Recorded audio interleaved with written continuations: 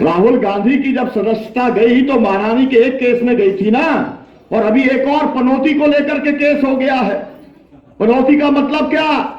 जो आदमी आ जाए और आपका बना बनाया काम बिगड़ जाए उसको पनौती बोलते हैं, जो अशुभ हो जाता है। तो इसमें कोई शक है क्या कि नरेंद्र मोदी इस देश के लिए पनौती साबित हुआ है, अपशगुन साबित हुआ है? उसने इस पूरे देश में जहां पर महंगाई पहुंची, जहां पर बेरोजगारी पहुंची, जहां पर महिलाओं पे, दलितों के ऊपर, अल्पसंख्यकों के ऊपर जिस तरीके से अत्याचार हुए हैं, आपने अभी कश्मीर का दर्द आप लोगों ने सुना।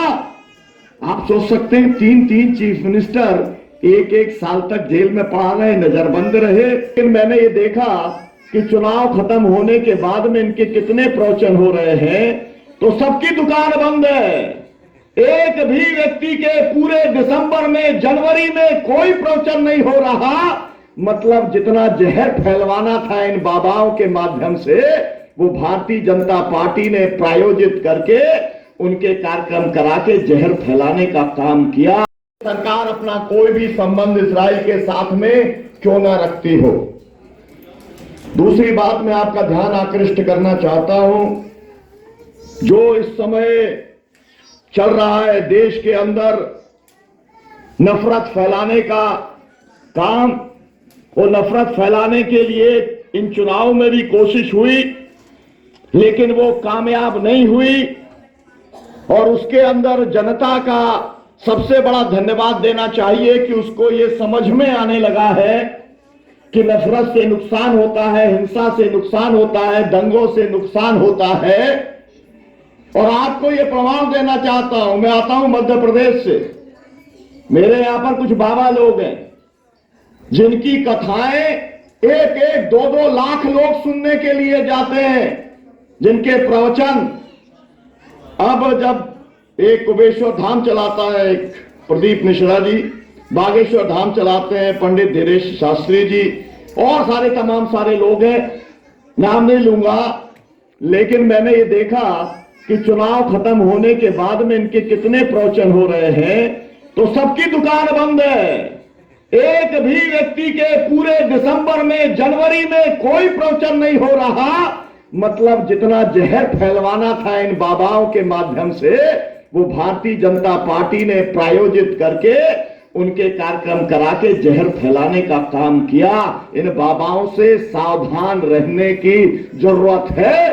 जो किसी भी किस्म का जो जहर फैलाने का काम करते हैं, हमें उनसे दूर रहने की जरूरत है, हमें उनकी निंदा करने की जरूरत है। ये बात मैं आपसे कहना चाहता हूं।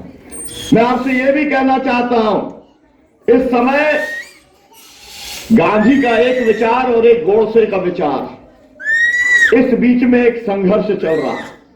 हम लोग तो सोशलिस्ट हैं, अमीर और गरीब वाले हैं, अमीर और गरीब के बीच में संघर्ष चलता है। लेकिन इस समय जो संघर्ष चल रहा है, वो विचार, जिस विचार ने इस देश को आजाद कराने का काम किया और ये गारंटी देने का काम किया कि इस देश के अंदर जो अल्पसंख्यक वर्ग के लोग भी रहेंगे, वो बराबर के हकदार होंगे, बराबर के नागरिक होंगे। उन्हें द्वितीय श्रेणी का नागरिक बनाने का काम वो लोग कर रहे हैं जो गोडसेवादी हैं, जो आज भी गोडसे का मंदिर बनाते हैं, जो आज भी गांधी का पुतला बना करके उसको मारने की कोशिश करते हैं लगातार। हम लोग कहां पर खड़े हैं? हम गांधी के साथ खड़े हैं, लोहिया के साथ खड़े हैं, जेपी के साथ खड़े हैं, आचार्य नरेंद्र देव के साथ खड़े हैं, यूसुफ मेहर अली के साथ खड़े हैं, जिन्होंने अंग्रेजों भारत छोड़ो का, क्विट इंडिया का नारा देने का काम किया था, जो सोशलिस्ट थे, मुंबई के मेयर थे 1942 के अंदर। इस बात को हम लोगों को याद रखने का काम करना चाहिए जी।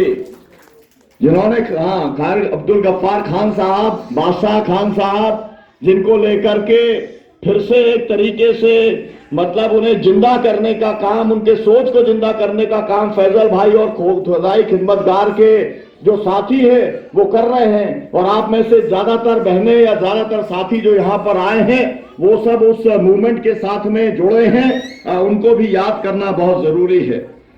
मैं आपको दो बातों का और ख्याल दिलाना चाहता हूं। ये किस किस्म के लोग हैं? जो लोग इस समय सत्ता के अंदर बैठे हैं, वो लोग विचार का नामो निशान खत्म करना चाहते हैं। और उसका एक उदाहरण है, सर्व सेवा संघ बनारस के अंदर जो था, उसके पूरे परिसर को ढा दिया गया। जिसके नाम की रजिस्ट्री थी, संस्था के नाम की, उसको पूरा ढा दिया गया, कब्जा कर दिया गया और अब उसे अडानी को सौंपने की तैयारी चल रही है।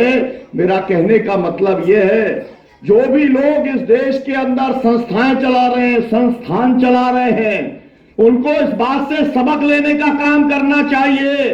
जो काम सर्व सेवा संघ के साथ आज हुआ है, वो कल दूसरी संस्थाओं और जमातों और संगठनों के साथ, और मैं तो कहूंगा पार्टियों के साथ भी होगा। मेरी बात बुरी लग सकती है, आप लोगों की राय अलग हो सकती है, लेकिन मैं यहां पर देख रहा हूं, जैसे सत्येंद्र जैन से लेके मनीष सिसोदिया से लेके संजय सिंह को जेल में डालने का काम किया गया, और जैसे यहां पर अरविंद केजरीवाल को जेल में डालने की लगभग तैयारी पूरी हो चुकी है। इसका क्या मतलब है? इसका मतलब है कि पूरी की पूरी पार्टी को खत्म करने का एक तरीका ढूंढ लिया गया है।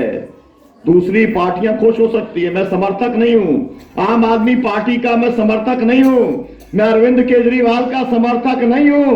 यहां पर बहुत सारे लोग इस बात को जानते हैं, लेकिन जो खतरा सामने है, सब संस्थाओं के लिए मैंने सर्व सेवा संघ बताया और सब पार्टियों के लिए मैं आम आदमी पार्टी बताने का काम कर रहा हूं। और ये बात शुरू हो गई। आपने देखा था राहुल गांधी की जब सदस्यता गई तो महारानी के एक केस में गई थी ना, और अभी एक और पनौती को लेकर के केस हो गया है। पनौती का मतलब क्या? जो आदमी आ जाए और आपका बना बनाया काम बिगड़ जाए, उसको पनौती बोलते हैं, जो अशुभ हो जाता है। तो इसमें कोई शक है क्या कि नरेंद्र मोदी इस देश के लिए पनौती साबित हुआ है, अपशगुन साबित हुआ है? उसने इस पूरे देश में जहां पर महंगाई पहुंची, जहां पर बेरोजगारी पहुंची, जहां पर महिलाओं पे, दलितों के ऊपर, अल्पसंख्यकों के ऊपर जिस तरीके से अत्याचार हुए हैं, आपने अभी कश्मीर का दर्द आप लोगों ने सुना। आप सोच सकते हैं, 3 चीफ मिनिस्टर एक साल तक जेल में पड़ा रहे, नजरबंद रहे। पूरा का पूरा जो है कश्मीर, जम्मू कश्मीर का पूरा नेट बंद कर दिया जाए। मेरा नेट आज सुबह से बंद है और मेरा पूरा दिमाग उसी में लगा हुआ है कि ये कैसे चालू हो जाएगा। सोचिए, डिजिटल एज के अंदर एक पूरे के पूरे सूबे के साथ में ये कर दिया जाए और लोग चुपचाप रह जाएं। आपको ये देखना जरूरी है। मैं आप सबको चेतावनी भी दे रहा हूं, कोई दूसरा बचाने नहीं आएगा, याद रखना। फिलिस्तीन को पूरा सब कुछ बर्बाद कर दिया, पूरी दुनिया खड़ी हुई है, देख रही है। यूक्रेन को बर्बाद कर दिया रूस ने, दुनिया देख रही है। हमारे यहां पर सर्व सेवा संघ को बर्बाद कर दिया, लड़ने वाले लड़ रहे हैं, लेकिन बाकी सब लोग देखने का काम कर रहे हैं। जो कुछ कश्मीर के साथ में हो गया, देखने का काम कर रहे हैं। लोकतंत्र ऐसे बचेगा नहीं, संविधान ऐसे बचेगा नहीं, देश ऐसे बचेगा नहीं। हम लोगों को एकजुट होना पड़ेगा। मेरा कहना यह है, एकजुटता के अंदर दो किस्म की बातें हैं। एक बात तो ये यहां पर हो गया अनकंडीशनल सपोर्ट। तो भाई, सोशलिस्ट पार्टी बहुत बड़े दिल वालों की पार्टी है, आपको मैं बहुत बधाई देता हूं, शुभकामनाएं देता हूं। लेकिन हम लोगों का थोड़ा सा छोटा दल है। हम लोगों ने मुंबई के अंदर जब ये इकट्ठे हुए थे, जब ये इंडिया गठबंधन के सब 26 पार्टियों के नेता इकट्ठे हुए थे, हमने भी वहां कार्यक्रम किया था। 1,500 लोग थे उसके अंदर, हम भारतीय इंडिया के लिए। लेकिन हमने कहा था कि हम आपके लिए हैं, लेकिन आपको एमएसपी की कानूनी गारंटी देनी पड़ेगी, आपको किसानों का कर्जा माफ करना पड़ेगा, आपको ये एक तरीके से जो पूरा 4 लेबर कोड थोपे गए हैं, वो आपको खत्म करने का काम करना पड़ेगा। आपको इस देश के अल्पसंख्यकों को सुरक्षा की गारंटी देने का काम करना पड़ेगा। आपको भारत के संविधान को अक्षरशः लागू करने की आपको प्रतिबद्धता बताने का काम करना पड़ेगा।